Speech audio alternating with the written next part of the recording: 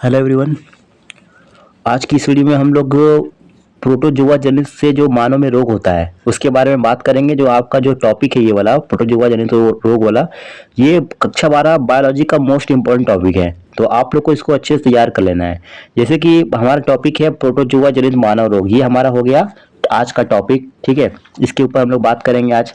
तो जैसे कि लगभग 30 से ज़्यादा प्रोटोजोआ जो है वो मानव में विभिन्न रोग उत्पन्न करते हैं। लगभग 30 से ज़्यादा प्रोटोजोआ जो होते हैं वो मानव में क्या करते हैं, रोग उत्पन्न करते हैं। ठीक है, जो प्रोटोजोआ होते हैं वो 30 से ज़्यादा होते हैं प्रोटोजोआ जो मानव में विभिन्न रोग, अलग अलग रोग उत्पन्न करते हैं। ठीक, उसके बाद जैसे पहला हमारा यह है कि अमीबीय पेचिश है। अमीबी पेचिश ये हो गया, ये भी होता है प्रोटोजोआ जनित रोग है ये। इसका रोगजनक क्या है, एंटा अमीबा हिस्टोलाइटिका प्रोटोजोआ, यदि एक प्रोटोजोआ का नाम है एंटा अमीबा हिस्टोलाइटिका, ये रोगजनक है। ठीक, उसके बाद ये संक्रमण किससे होता है, ये संक्रमण होता है घरेलू मक्खी द्वारा। जो घरेलू मक्खी होती है उसके द्वारा ये संक्रमण होता है। अब इसमें जो मक्खी है वो कहीं दूषित चीज पर बैठेगी और वो वहां से उड़कर आपके खाने पर बैठ जाएगी। वही खाना आप खा लेंगे तो आपको क्या हो जाएगा, अमीबी पेचिश हो जाएगा। तो इसका रोगजनक है एंटा अमीबा हिस्टोलाइटिका प्रोटोजोआ और ये संक्रमण होता है घरेलू मक्खी द्वारा।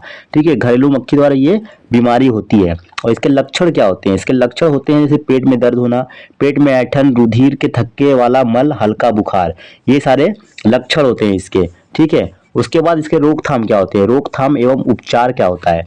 ये जो बीमारी है इसका रोकथाम एवं उपचार क्या है, तो इसका इस रोग से बचने के लिए हरी सब्जियों को पोटेशियम पर मैग्नेट में 1 घंटे तक भिगोकर फिर उपयोग में लाना चाहिए। ठीक है, इस रोग से बचने के लिए हमारा उपाय क्या है कि अगर कोई किसी को ये रोग हो जाए तो कई उससे बचने के लिए क्या करना चाहिए, तो हरी सब्जियों को पोटेशियम पर मैग्नेट में 1 घंटे तक भिगोकर फिर उपयोग में लाना चाहिए। उसके बाद कि उबाला हुआ जल तथा ढका हुआ भोजन खाना चाहिए। यानी जो आपको कभी भी मतलब जो भोजन है या पानी है उसको खुले में छोड़ के नहीं जाना चाहिए, वो हमेशा पर क्या होना चाहिए, वो ढका होना चाहिए। ठीक है, ताकि जो मक्खी वगैरह है, जो दूषित जो मक्खी है वो आपके खाने पीने पर ना बैठे जिससे कि आपको बीमारी हो जाए। ठीक है, तीसरा पॉइंट हमारा है कि एमेटिन नामक, क्या है हमारा तीसरा पॉइंट है कि एमेटिन नामक एक एल्कोलाइट से रोगी को कुछ समय के लिए आराम मिलता है। तो ये हो गया। उसके बाद हम आगे बढ़ते हैं हम लोग, हमारा है मलेरिया। मलेरिया ये भी जो है प्रोटोजोआ जनित रोग है।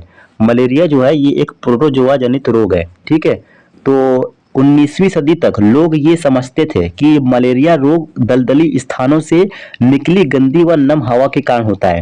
यानी जो 19वीं शताब्दी के जो लोग थे, 19वीं सदी तक लोग ये समझते थे कि जो मलेरिया बीमारी है, मलेरिया रोग जो है वो दलदली स्थानों से निकली गंदी व नम हवा के कारण होता है। ठीक, उसके बाद हम लोग बढ़ते हैं आगे, रोगजनक। इसका रोगजनक क्या है, जो मलेरिया है इसका रोगजनक क्या है, तो ये रोग एक कोशिकीय प्रोटोजोअन परजीवी प्लाज्मोडियम द्वारा होता है।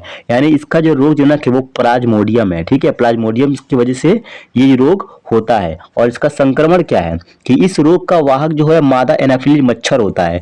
यानी ये एक मच्छर होती है जिसका नाम होता है मादा एनाफिलीज। मादा एनाफिलीज मच्छर जो होती है वो खून चूसती है, खून चूसने काम करती है। ठीक है, खून चूसने का हक सिर्फ लड़कियों का है, चाहे वो मच्छर हो चाहे वो इंसान हो। ठीक है, तो इस रोग का जो वाहक है वो मादा एनाफिलीज मच्छर होता है। और इसका लक्षण क्या होता है, इसका लक्षण होता है कि मलेरिया में बुखार चढ़ने से पहले रोगी की भूख खत्म हो जाती है। यानी जिसको भी मलेरिया होगा तो उसको बुखार चढ़ने से पहले क्या होगा, उस रोगी की भूख खत्म हो जाती है, मुंह सूखने लगता है, सिर, पेशियों और जोड़ों में दर्द होता है तथा जी मचलाने लगता है। ये सब इतने लक्षण होते हैं जिसको भी मलेरिया हुआ है तो ये सारे लक्षण उसको होंगे कि बुखार होने से पहले रोगी की भूख खत्म हो जाती है, मुंह सूखने लगता है, सिर, पेशियों और जोड़ों में दर्द यानी पूरे बॉडी में पेन होता है तथा जी मचलाने लगता है। ये हो गए मलेरिया के लक्षण।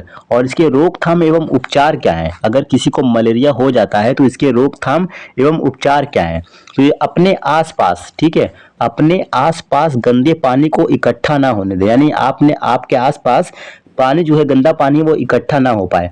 और दूसरा ये है कि मच्छरों से बचाव के लिए मच्छरदानी का प्रयोग करें।